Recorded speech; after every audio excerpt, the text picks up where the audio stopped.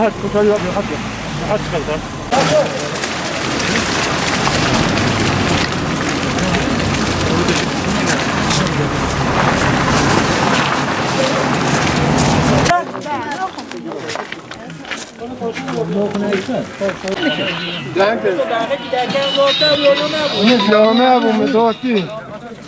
الو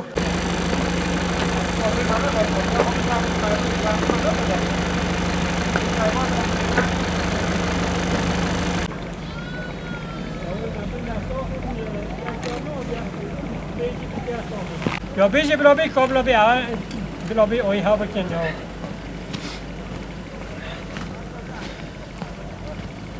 شونه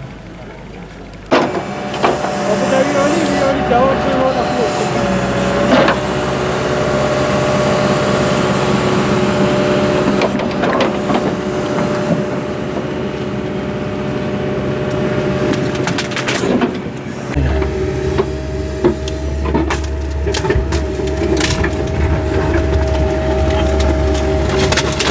Bu akşam üzeri oldu. Akşam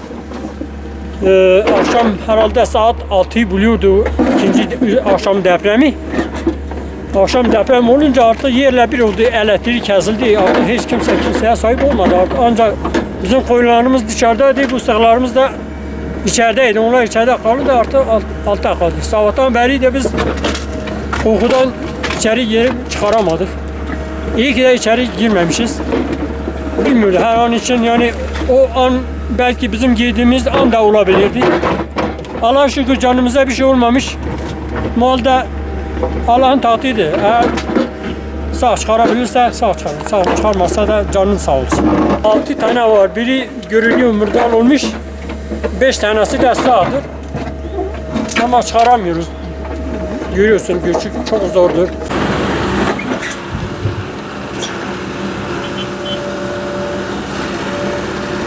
Sabahleyin oturuyorduk, yemek yiyorduk. Birden deprem olunca büyük bir sesle bütün ev üzerimize yıkıldı. Ondan sonra eşim altında kaldı.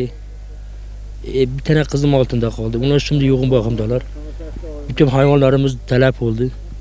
Yani şimdi oturacak yerimiz yok. Dışarıdayız yani devlette yardım bekliyoruz. Onlar durumu kritiktir. Şu anda Van Devlet Hastanesi'ndeler. Bizim akrabamız hepsi buradaydı. Ben de Van'da kalmıştım.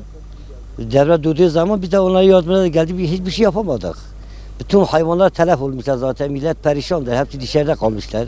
Yani başka bir şey yapacak yoktur. Millet yani perişandır hepsi.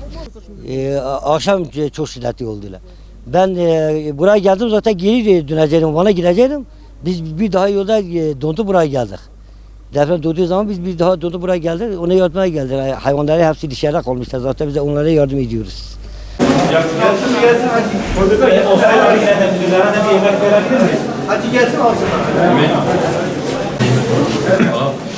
Biraz bundan bana.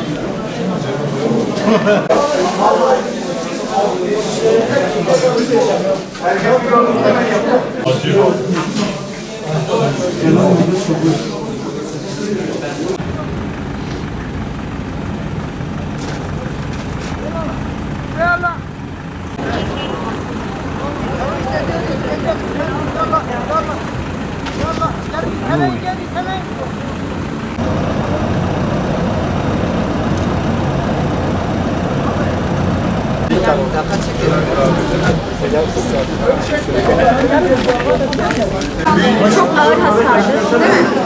Yani hemen hemen hiç şey yok. 38 yaradan 9 ölüm.